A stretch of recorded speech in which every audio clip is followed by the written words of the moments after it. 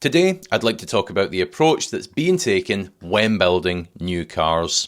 Many of us are starting to notice it for ourselves. The cars being built today, or even for the past few years, they tend to be far more problematic than those that came before.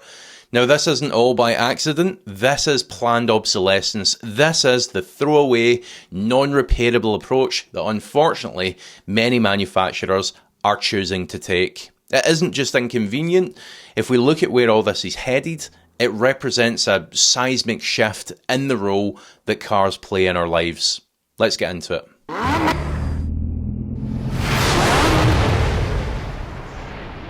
Hello, and a very warm welcome back.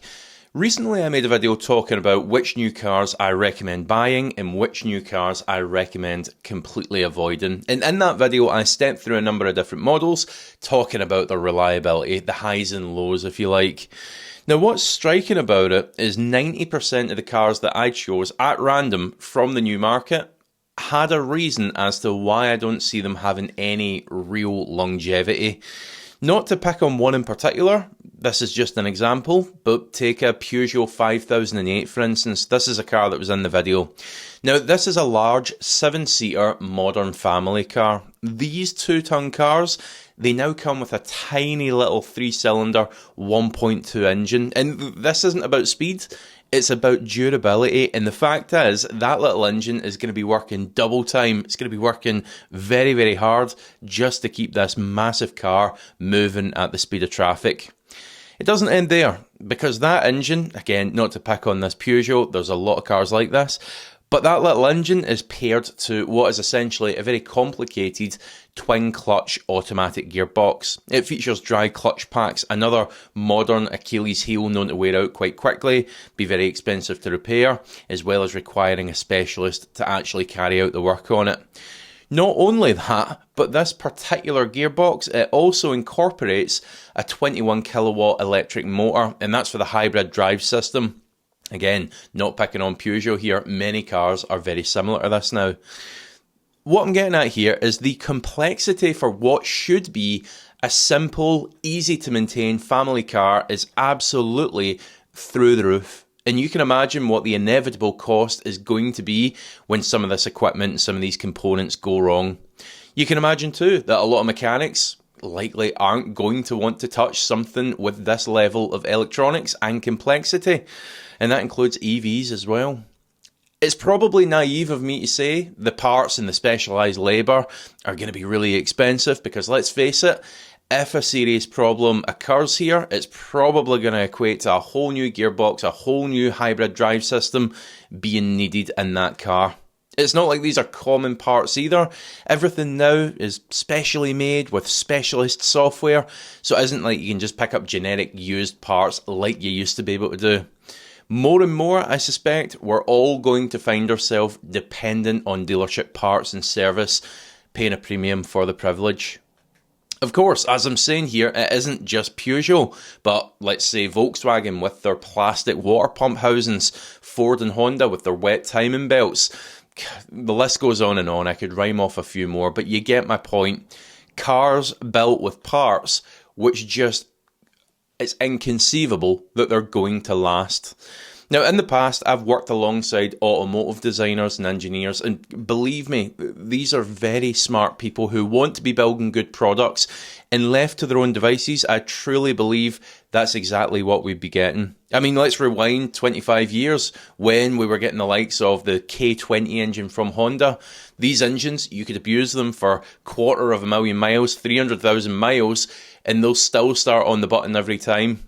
The problem is, these engineers and designers, they most definitely are not left to their own devices. Government pressures to produce less and less emissions on manufacturers is why we've seen the likes of wet belts and dry clutches being introduced in the first place.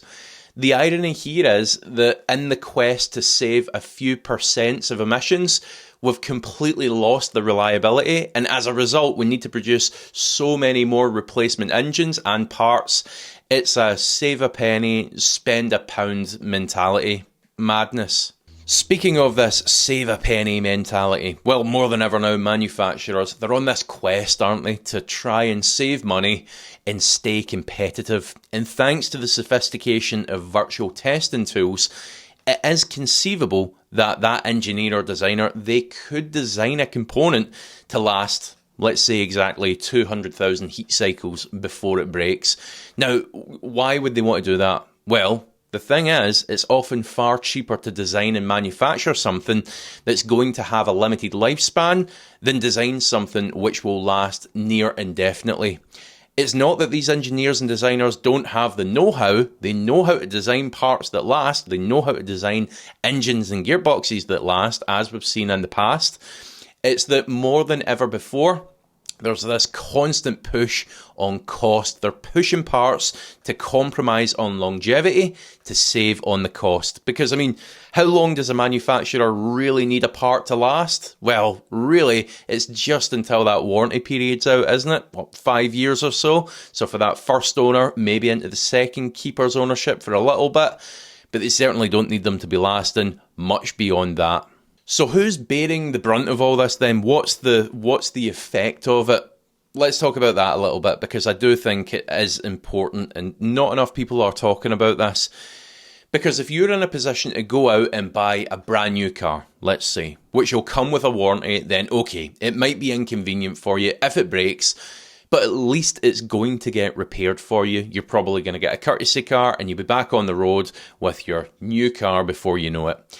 At 2, 3, 4 years old, that second keeper starts coming on the scene. The car may well change hands, as many of them do. Maybe that initial loan, maybe that initial lease comes to an end. And then we get a new buyer who's going to step in and buy it. Well, maybe they're going to have a little bit of that warranty remaining. Maybe they're going to have a little bit of luck with that car. And they'll probably be okay. They might have some little niggles to attend to, but on the whole, they're going to be okay. Now, it's once that car starts to reach the 7, 8, 9, 10 years old, which most of the cars in the UK currently are on the roads, by the way. It's at that point we're starting to enter into that third level of ownership, where reliability and longevity really start to be tested. So who's buying these older cars then? Well, it's all of us, isn't it? At some point, you've probably had a third level car, be it when you were very young, maybe you didn't have much money, or for those of you who maybe have a couple kids, finding yourself in a bit of a pinch and picking up a cheap little runaround. Mine, for running back and forth to my part-time job when I was younger, was a little Honda Jazz, and yeah, by no means was this thing fancy. Had rust running around both of the rear wheel arches. I remember it very well. It was absolutely nothing special, but that little car got me to my job, it got me earning money, it got me to university, and it never let me down. If it did have a little niggle here and there, then I'd recruit one of my friends and we'd spend an evening sorting out whatever needed sorted out, because it was basic mechanics, it was a basic car, and they were made robust. There wasn't really anything on that little car that we couldn't have sorted out in a driveway with a pizza as payment. This third level market, those who don't have much, is who's going to suffer as a result, because these modern era cars, they're just not going to last. As I said, I just cannot see certain components having any longevity to them whatsoever. And if they do, if against all odds they do manage to last, they're certainly not going to be cheap to maintain or fix at that stage in their life. So how could we have some form of resolution in this mess then? Well, it would need to be government-led, wouldn't it? Because that's where it all started. As consumers, I mean, we're really just along for the ride, aren't we? Many are quite keen to blame the automakers, but the reality is they're just a business that's trying to turn a profit whilst adhering to the strict emission standards as they're made to do. It's needing someone at government level, as I say, with a bit of initiative, which is a rarity, to say, hang on, this ain't working. Because what good is it, even if we're making cars which are, on paper at least anyway, less polluting, but need several engines, gearboxes, batteries, whatever it happens to be, just in order to get that car to 10, 15 years old, then it's no good. A throwaway anything isn't good news for the environment if that's what this whole thing is about.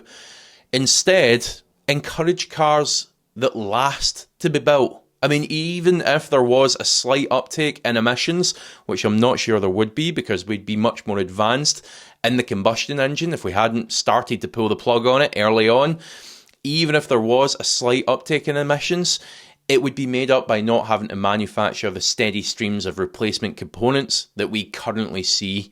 The sustainability is in the reliability. The potion is in the poison, so to speak. And as for us consumers, I think all we can do is have an awareness of it, have an awareness of what's going on and why it's important. And that's why I make these videos. So please do let me know your thoughts in the comments section below. Share this video out, give it a like in order to get it shared. And the issue, it might not be totally upon us now. Quite often we're bad at burying our heads in the sand until the problem's upon us, but it's going to come. Thankfully, at the moment, the used markets, they are still full of great third-level cars, which if you're thinking about buying, do remember to make use of my discount code for Vehicle Score. It'll be in the description below, a link and the discount code itself, and that will give you a comprehensive history check on any car that you've got the plate for. This service also warns you for free if there's something hiding in that car's past, so you'll know if you need to buy the full service or not. It ain't going to be this way forever though. 10-15 years time, things are going to be massively different when it comes to cheap cars.